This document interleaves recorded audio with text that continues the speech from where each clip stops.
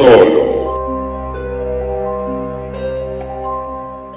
Yo, salut à tous et bienvenue dans ce nouveau solo qui sera aujourd'hui consacré à Ghostbusters Afterlife. Alors, ça fait 3 semaines que je dois aller le voir ce film et j'ai pas envie.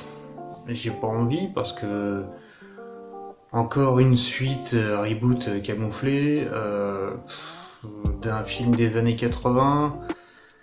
Donc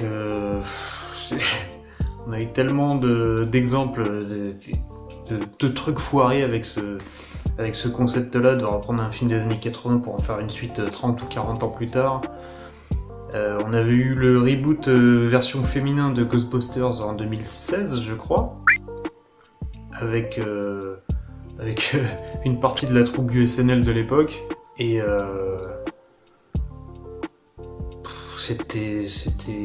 c'était moyen, tout le monde a défoncé le film. Moi je l'ai juste trouvé sans intérêt. Je l'ai pas trouvé nul, je l'ai pas trouvé bien, je l'ai trouvé sans intérêt. Donc voilà. Et donc là on a vraiment une suite aux deux films qu'on a eu dans les années 80. Même si j'ai plus l'impression que c'est une suite directe au premier, parce que le 2, autant le premier, il y a des références, mais à balle, on est limite sur un reboot, hein. Vraiment, c'est comme dirait Marvel, c'est du requel, c'est un reboot et un sequel, et une suite, quoi. Déjà, ça me plaît pas trop, mais du coup, ouais, je crois qu'il n'y a aucune ref aux deux. Rien du tout, donc il parle pas d'Janosz, il parle pas de Vigo des Carpates, qui m'avait terrorisé quand j'étais petit d'ailleurs.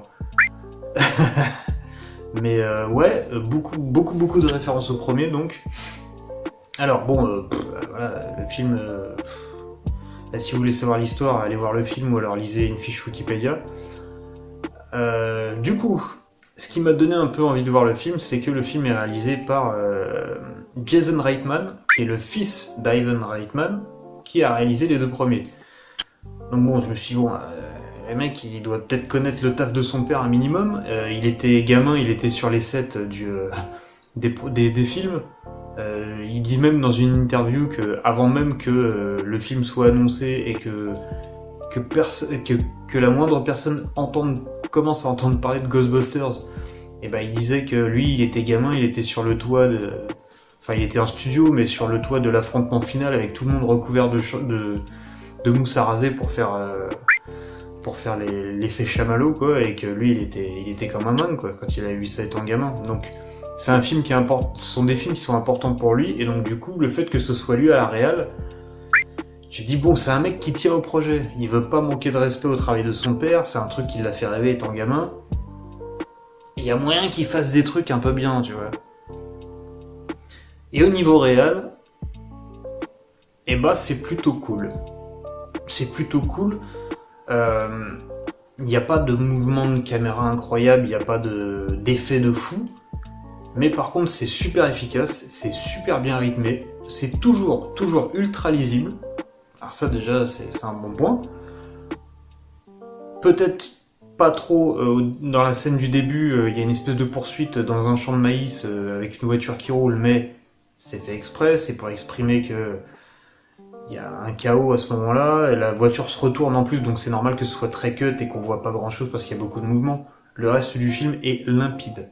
On voit tout ce qui se passe, on comprend tout, même quand ça bouge. Et il y a quelque chose qui est excellent, qui devrait être la base dans n'importe quel film, mais après Spider-Man No Way Home, ça fait du bien de voir ça. C'est que chaque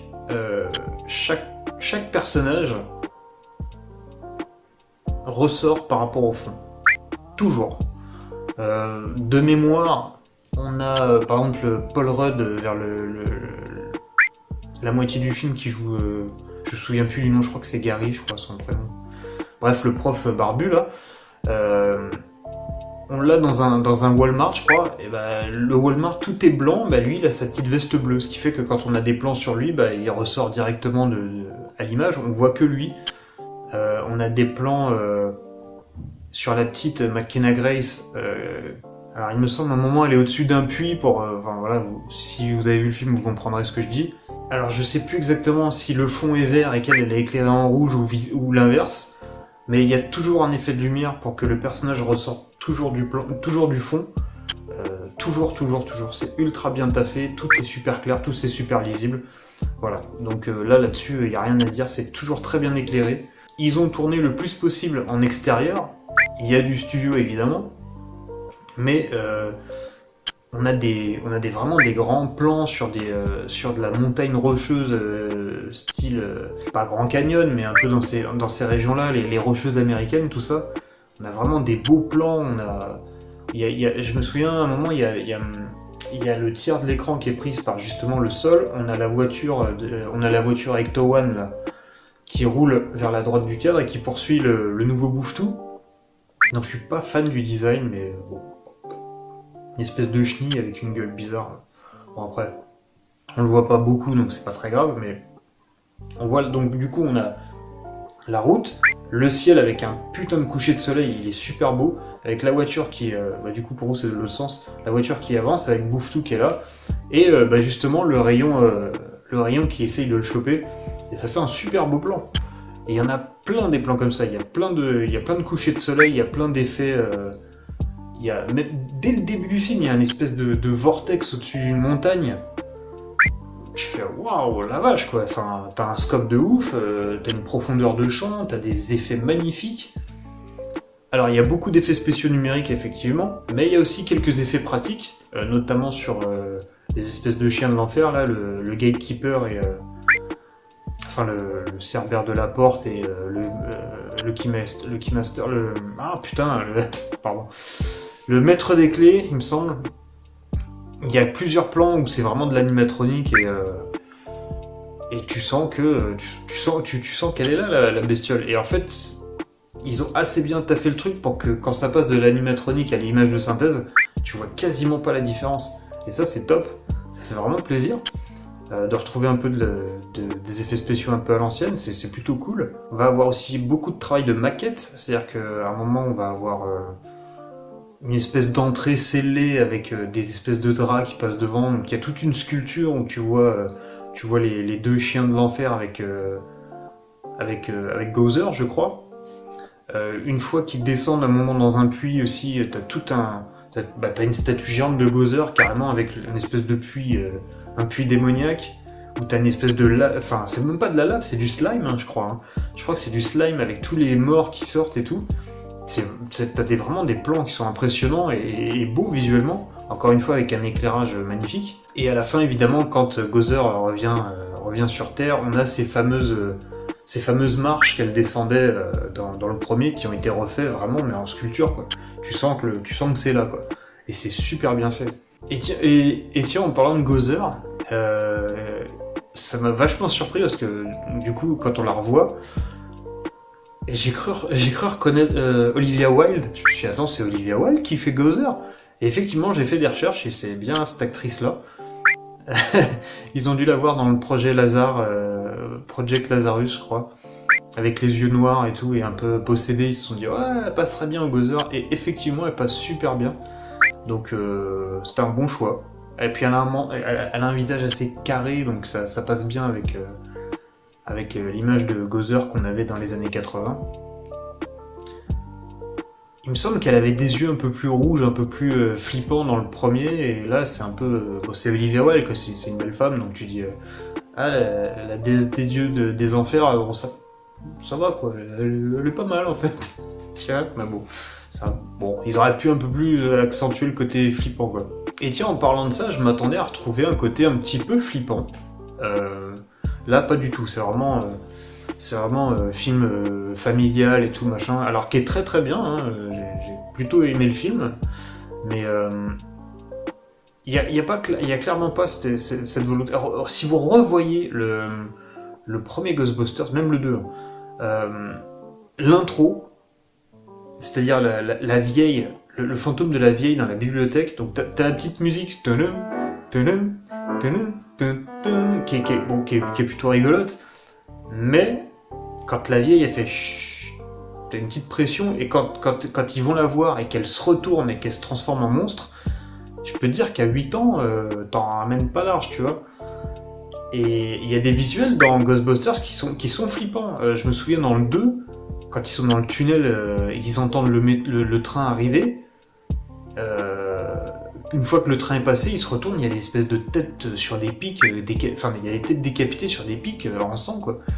Et t'as plein de trucs comme ça dans Ghostbusters, et c'était une comédie d'horreur. C'était une comédie d'horreur en fait, quoi. Donc là, on est plus sur une comédie familiale, mais...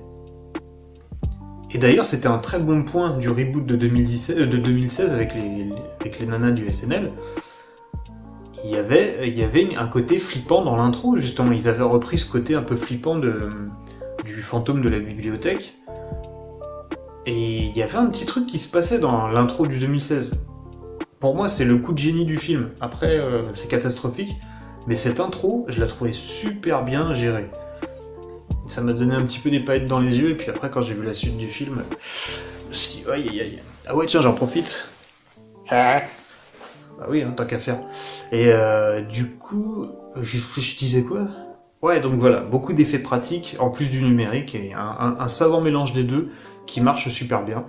Donc, au niveau de ça, rien à dire. J'étais dedans, il n'y a pas un effet spécial qui m'a fait sortir du film. Tout est super bien fait, tout c'est... Nickel. Ah ouais, et en parlant d'effets spéciaux, alors, on en spoil, hein, enfin voilà, encore une fois, si vous n'avez pas vu le film, beaucoup vous regarder ça. On sait que Harold Ramis est mort en 2014 ou 2015, je crois. Donc forcément, quand on voit l'intro du film et qu'on voit le mec dans l'ombre avec les cheveux un peu très très hauts et qui repartent en arrière, avec des lunettes, on se dit bon, bah, c'est censé être le personnage de Spengler que jouait Harold Ramis dans les originaux. On le voit que dans l'ombre, on voit jamais son visage. Il parle pas, on se dit bon, c'est lui, il va lui arriver une tuile et voilà quoi. Effectivement, il meurt dès le début dans l'intro, et du coup tu dis bon, bah voilà, on le reverra pas. Sauf qu'à la fin, bah tu le revois, et bordel, mais qu'est-ce que c'est bien fait! J'ai halluciné. Alors je pense qu'on est sur du deepfake, mais d'un level de ouf. Parce que là, t'as vraiment l'impression que c'est lui qui est là. Bon, il parle pas. C'est un petit peu dommage. Je crois qu'ils auraient pu trouver un mec qui sache limiter, tu vois, genre. Et lui faire dire 2-3 phrases. Parce que là, on lui parle, il fait... Mais il dit rien. Et ça fait super bizarre, quoi. Mais l'hommage est là. Et je pense que c'est aussi pour ça qu'ils l'ont pas fait parler, parce que c'est avant tout un gros hommage à l'acteur et à son travail. Donc ça fait quelque chose de le revoir quand même. Et puis il est vieilli et tout, donc c'est super bien fait. C'est super bien fait. Et puis il a vraiment des interactions, même s'il dit rien, il a des interactions quand il prend sa fille dans les bras et qu'il... Il y a de l'émotion en fait, il y a vraiment de l'émotion, donc c'est vraiment impressionnant. Il y a quelques années encore, c'était un peu cringe, genre quand bon, c'est pas les mêmes budgets, mais quand tu vois Luke à la fin de Mandalorian ou quand tu vois Leia à la fin de Rogue One, ça picote un peu, tu vois. Même Tarkin hein, dans Rogue One, il y a les 3/4 des plans quand il est à moitié dans l'ombre, tu fais waouh, c'est un truc de ouf, et dès qu'il est en plein jour, tu fais ah, une Valley, ah c'est l'Uncanny Valley, c'est quand un personnage en 3D est trop parfait, tu te rends compte qu'il est pas humain en fait. Parce que on est fait de plein de défauts. On n'a pas une symétrie tout à fait bien, on a des petits tressaillements de paupières, on a les pores de la peau qui s'étirent. Dès que je fais ça, il y a une règle qui apparaît, mais il y a mes pores de la peau qui s'étirent et qui se contractent. Et donc ça, quand tu le prends pas en compte, même quand je parle, voilà, il y a mes joues qui bougent et donc les poils de barbe, ils bougent légèrement, mais ça bouge. Et donc ça, quand tu le prends pas en compte, quand tu fais un visage en image de synthèse, inconsciemment, ton œil le perçoit, et c'est le syndrome de ce qu'on appelle l'Uncanny Valley, la vallée de l'étrange, qui fait que, en fait, c'est perturbant pour ton œil, et ton œil sait que tu regardes pas quelque chose d'humain. Et c'est ça qui fait un peu... Ouais, il est bizarre ce mec-là, tu vois. Voilà, donc, bref. Tout ça pour dire que sur Spengler, c'est incroyable. c'est... Enfin... comment il s'appelle ce con là? Le mec qui est mort dans Fast and Furious, là, tout le monde a pleuré alors que le mec il a fait 6 films dans sa vie et le reste c'est de la merde. Paul Walker, voilà. Paul Walker, tu peux être habillé, enfin les... pas lui, mais les mecs qui ont fait les effets spéciaux sur lui peuvent aller se rhabiller parce que là on a atteint un niveau, c'est impressionnant. En termes de nouveautés, on a du nouveau sur de l'ancien. Ce qui est toujours un bon point en général, c'est-à-dire qu'on reprend l'Ecto One par exemple, mais ils ont rajouté le petit siège, quand elle ouvre la porte, il y a un siège qui se déplie, et en fait pendant qu'elle roule, bah ouais, là, la gamine elle est sur le côté, mais elle peut canarder pendant que la voiture elle roule, et du coup, quand tu chopes le fantôme en train de rouler, ah bah il faut poser le piège, sinon c'est la merde. Et donc en fait, ils ont eu l'idée de faire une petite trappe en dessous de la voiture qui s'ouvre, et qui laisse tomber un piège, mais qui est sur une espèce de... C'est une espèce de voiture téléguidée en fait. C'est-à-dire qu'en fait il y a les roues et au lieu de la carrosserie, ils ont mis un piège à fantôme. Et donc en fait t'as la personne qui est dans la voiture qui contrôle, ça se met en dessous du fantôme et ça le chope comme ça. Donc c'est plutôt une bonne idée, ça dynamise les scènes d'action, parce qu'on a déjà eu 2 voire 3 films où en fait ils sont statiques en train de tirer et il faut qu'ils lancent le piège. Donc là, on a toujours le même concept mais en mouvement. Et donc du coup ça dynamise vachement la scène et ça rend les scènes d'action plutôt sympas quoi. Ça bouge, c'est dynamique et c'est super bien rythmé. Bah franchement ça fait le taf quoi. Et on retrouve aussi l'ambiance des films des années 80 parce qu'on a, en termes de musique, on a, comment il s'appelle? Rob Simonsen, je crois qu'il s'appelle. Oh, je vais regarder. Oui, oui c'est ça, Rob Simonsen. Alors ce qui est drôle, c'est que Rob Simonsen, alors bon, il récupère quelques morceaux principaux des Ghostbusters, mais il en fait des nouveaux, et en fait il reprend certains thèmes, il change quelques notes, en fait il reprend des sonorités, voilà. Il reprend certaines notes, des petites notes de piano qu'on avait dans le premier, ou les...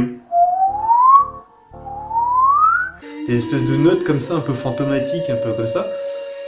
Et il réarrange les notes de façon à ce que ça fasse pas le même morceau, mais que ça reste dans les mêmes sonorités.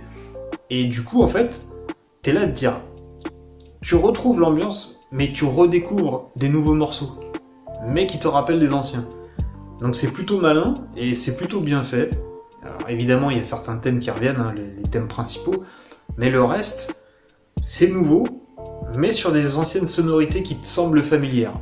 Et ça, du coup, en fait, tu retrouves l'ambiance des Ghostbusters tout en n'ayant pas les mêmes musiques. Et ça, du coup, c'est top aussi. C'est encore une fois faire du nouveau avec une base ancienne. Et ce qui est rigolo, c'est que ce mec-là, il a bossé sur les BO de 2 films de Mark Webb, 500 Days of Summer et Gifted. Gifted, en français c'est Marie, que je vous conseille, qui est absolument génial, dans lequel il y a McKenna Grace, qui est la gamine qui se retrouve dans ce film-là.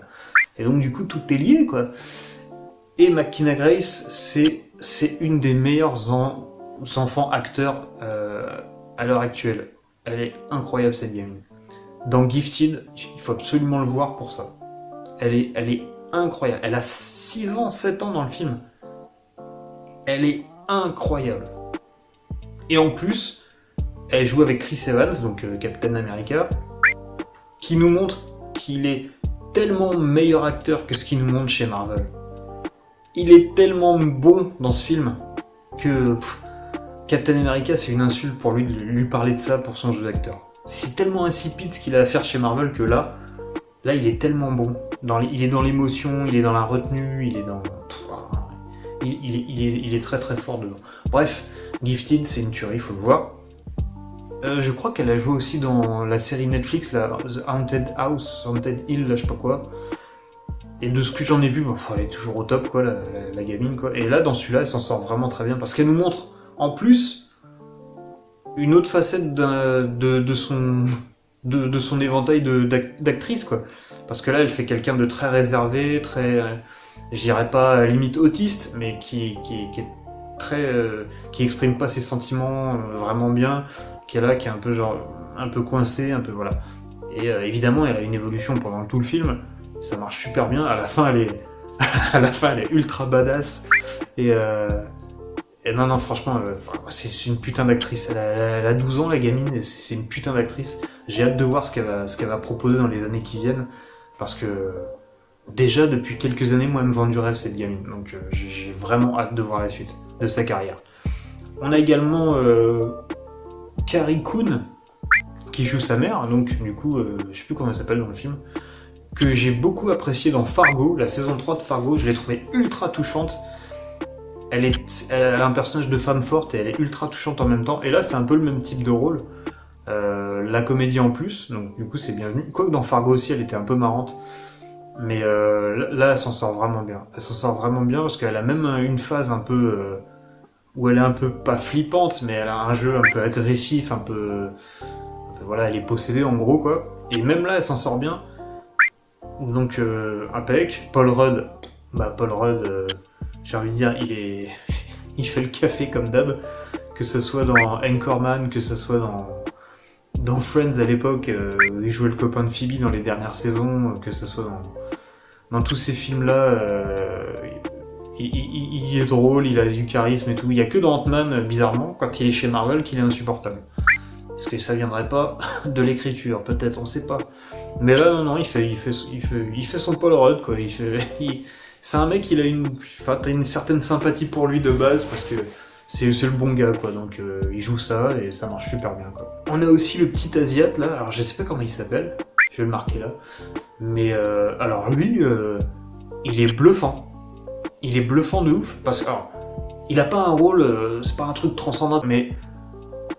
Enfin, concentrez-vous sur son jeu d'acteur, son timing, ses mimiques, et la façon dont il délivre ses lignes.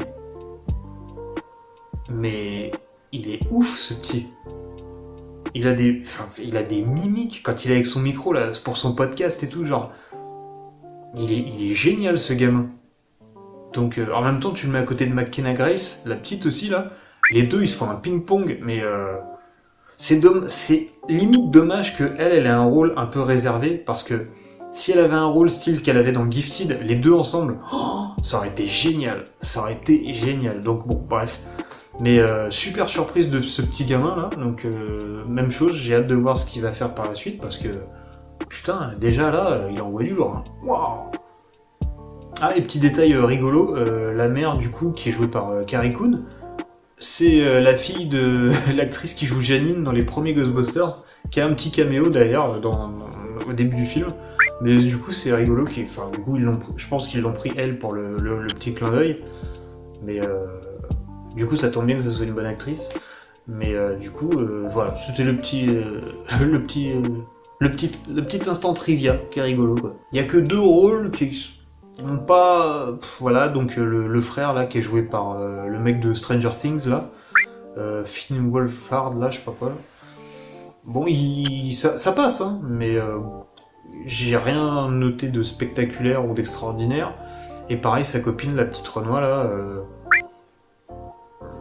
elle est là, je sais pas trop pourquoi, elle se retrouve mêlée là-dedans, donc elle joue bien aussi, mais bon, c'est pas foufou, quoi. T'as un peu l'impression que, comme dans les Ghostbusters originaux, il y avait un Renoir, bah il fallait une minorité, quoi. Donc ils ont mis la Renoir, mais elle sert pas à grand chose, quoi. Donc elle sert d'amoureuse au frère, et comme lui il sert déjà pas à grand chose, bah, si, c'est le chauffeur. Il fait que ça, c'est le chauffeur. En même temps, comme du coup maintenant ils ont ce système là, t'es obligé d'avoir quelqu'un qui conduit. Ils auraient pas pu mettre le noir en chauffeur. Donc ils ont mis le frère, je pense. Et le petit Asiate, il est trop petit. Donc je comprends qu'il ait fait ça. On a évidemment le retour des trois autres Ghostbusters originaux. Donc Ernie Hudson et... Oh la honte, j'ai oublié leur nom, putain. Bill Murray et Ray Stantz, là. Dan Aykroyd, putain, non mais Dan Aykroyd, quoi. Non mais... Donc on a le retour de Ernie Hudson, Bill Murray et Dan Aykroyd, évidemment, à la fin. Et d'ailleurs, on voit Dan Aykroyd au milieu du film, mais une petite scène de 2 minutes, et tu te dis putain, c'est tout? Parce qu'il dit oui, non, mais Venkman, il est prof là, l'autre il fait ça dans son coin, on n'a plus trop de nouvelles, tu dis ah putain, on va voir que Dan Aykroyd, c'est tout. Hein. Et puis à la fin, t'as les trois qui déboulent. Voilà, bon, ça marche. Hein. Et forcément, moi j'ai grandi avec ces films-là, ça marche. Évidemment, je me fais avoir. Mais tu retrouves les... Enfin voilà, c'est écrit comme à l'époque, tu retrouves Venkman, il a sa grande gueule toujours. Enfin voilà quoi, ça marche, ça marche. Et d'ailleurs en parlant de caméo, donc voilà, le film se termine. Le générique défile, on a évidemment le thème des Ghostbusters, et on a voilà, et avec la participation de Bill Murray, Dan Aykroyd, Ernie Hudson et Sigourney Weaver. Et alors là, j'ai fait quoi? Et pendant une demi-seconde dans ma tête, j'ai repassé tout le film et je me suis dit mais attends, mais je l'ai loupé quoi. J'ai loupé Sigourney Weaver, c'est pas possible. Et là, le film reprend, scène post-crédit, et il y a Sigourney Weaver. Et tu fais ah putain les bâtards. c'est une façon rigolote, je trouve, de jouer avec le spectateur. C'est-à-dire que le film est fini, on te dit et il y avait Sigourney Weaver. Et toi tu fais quoi? Mais je l'ai pas vu. Et boum, scène post-crédit, elle est là. Et donc en fait c'est un peu l'ascenseur émotionnel, tu dis quoi, elle était là, je l'ai pas vue, je l'ai ratée, et puis en fait elle est là, tu fais ah ouais non c'est bon. Avec une scène évidemment qui reprend une des scènes du premier Ghostbusters, c'est rigolo, ça marche bien, mais c'est un peu du fanservice quoi. Mais ça fait plaisir, mais bon. Et alors oui, je sais que dans ma critique de Spider-Man j'ai dit que le fanservice c'est... Voilà. Mais à la différence de No Way Home, c'est que là, il y a quand même un scénario qui se tient. J'ai l'impression en tout cas. Ça part pas dans tous les sens, c'est cohérent, c'est consistant avec l'univers qui a été introduit dans les premiers films. Et il y a une suite logique en fait des événements. Tout se suit logiquement. Ils arrivent là pour telle raison. Et voilà, tout s'enchaîne bien. C'est vraiment une suite, c'est une suite dans un univers. Donc forcément dans cet univers il se passe un truc d'une ampleur dingue. Les anciens sont au courant, il n'y a qu'eux qui gèrent ce genre de situation, évidemment qu'ils reviennent. Voilà, donc bon. C'est justifié dans le scénario. Voilà. Donc, ça fonctionne. C'est du fanservice, mais il est justifié. Donc bon. Voilà. Là où dans No Way Home, ça sert à rien. Et pour finir sur le fanservice, quand la petite se fait choper par les flics et qu'elle dit ouais j'ai droit à un coup de fil, et que le shérif lui fait who you gonna call? Voilà. Et évidemment elle répond pas, mais elle appelle Ray Stantz, qui est l'un des anciens Ghostbusters, donc voilà. Donc voilà, ça fonctionne bien, le film est plutôt marrant, je me suis bien marré. Il est bien écrit de toute façon, tu retrouves à peu près l'humour, je dirais pas l'humour des années 80, mais dans la même veine. Voilà, c'est pas de l'humour de maintenant, enfin c'est pas de l'humour trop de maintenant qui je trouve qui est pas drôle. C'est bien dosé, c'est bien écrit, c'est pas tout le temps des blagues, il y a toujours une petite préparation qui est là, qui est bien, qui est bien foutue. Voilà. C'est bien travaillé, c'est bien réalisé. C'est cohérent, c'est drôle, il y a un peu de fanservice, mais qui reste justifié. Que demander de plus, franchement. Que demander de plus. Et pourtant, c'est un film, j'avais pas envie de le voir. Et je sentais le gadin arriver, et je sentais que ça allait être de la merde. Et bah au final, j'ai passé un super bon moment devant le film. Et j'ai envie et je le reverrai. Et je le reverrai, et je sais que quand je me reverrai les Ghostbusters, et bah il sera dans... Je reverrai les trois. Il y a des films, genre... si je dois revoir les Spider-Man, par exemple, les Amazing, je regarde que le 2, le 1 de temps en temps, mais en général, je me refais que le 2. Les Sam Raimi, en général, je saute le 3, mais là, je l'ai revu il y a pas longtemps, et Et quand tu compares avec les nouveaux Spider-Man de maintenant, tu te dis que putain que le 3 en fait il était bien mieux, même si c'est le plus faible des trois, en termes de réal, en termes d'image, d'iconisation, de mouvement de caméra, de mouvement de chorégraphie de combat, il y avait des trucs de fou en fait. Même dans un film considéré mauvais. Donc il remonte un peu dans mon estime, il est même bien remonté dans mon estime. Et les nouveaux Spider-Man, il n'y a que Far From Home qui vaut le coup. Un petit peu. Mais c'est dû à Jake Gyllenhaal. Voilà, quoi. Et cette putain de scène d'hallucination qui est ouf. Quoi. Donc voilà, on va terminer là-dessus sur Ghostbusters. Et puis... il y a juste le délire des hommes chamallows là, que j'ai pas aimé. Ça m'a gonflé. Le petit, au début, le premier, j'ai dit ouais, bon ok, c'est sympa. Après, il y en a plein partout et ça fait chier. Enfin... Je comprends pas le délire en fait. Autant il y a des... Quand tous les fantômes se libèrent, que tu vois, il y a un espèce de fantôme à un bar et tout, il y en a un autre qui sort avec son espèce d'œil là et tout machin. Bon voilà, ça fait un peu écho à la scène quand tous les fantômes se libèrent dans le premier aussi. Mais alors les petits bonhommes en chamallow là, pourquoi oui, le Bibendum, oui, mais il faisait 30 étages et il était gros, il y en avait qu'un. Là, il y en a plein de petits partout. Ouais, j'ai pas aimé ça. Mais en soi, le film est bien. Donc, belle surprise, et finalement, je suis content d'être allé le voir. Donc, on va terminer là-dessus. Donc, si vous l'avez pas encore vu, moi je vous le conseille, il est plutôt sympa. C'est un petit doudou nostalgique, on va pas se mentir, mais il s'en sort plutôt bien et il joue pas que là-dessus. Il y a beaucoup de fanservice, mais il y a une vraie histoire, il y a un vrai propos sur le fait de s'accepter, de trouver sa voie, effectivement, quand t'es un peu rejeté, que tu te sens... Bon, c'est rien de nouveau, hein. C'est les difficultés que tu rencontres dans ton adolescence, quand tu te sens différent des autres et que... en fait, tu vois, la mère de la gamine, elle lui dit en rigolant « Sois pas toi-même pour te faire enfin des amis ».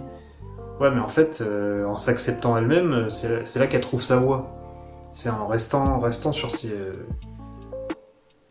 Elle a une facilité et une fascination pour la science, et en exploitant ça, elle a trouvé sa vocation et sa voie. Plutôt que de faire comme sa mère, ouais, sois pas toi-même, essaie de te faire des amis, des trucs, des machins. Oui, s'ouvrir aux autres, bien sûr, parce que c'est ce qu'elle fait avec le petit Asiate. Elle s'ouvre aux autres, mais sans renier qui elle est. Et c'est comme ça qu'elle trouve sa voie. Donc évidemment, ça révolutionne rien, hein, on est sur du Naruto de base, mais ça marche bien, parce que c'est bien fait. Et c'est déjà plus intéressant que les films Marvel pour les gamins de maintenant, tu vois. Que voilà, t'es pas spécial parce que on t'a mis un coup de sérum, on t'a mis un suppositoire de sérum dans le cul. Tu vois. T'es spécial parce que t'es quelqu'un avant tout. Voilà, donc faut exploiter tes points forts, c'est tout. Et donc voilà, on va se terminer là-dessus. Et on se retrouve pour Matrix 4 bientôt. Ciao. Solo.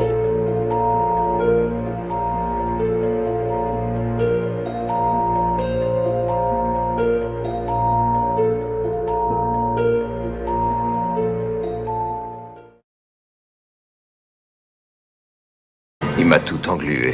Oh, c'est génial.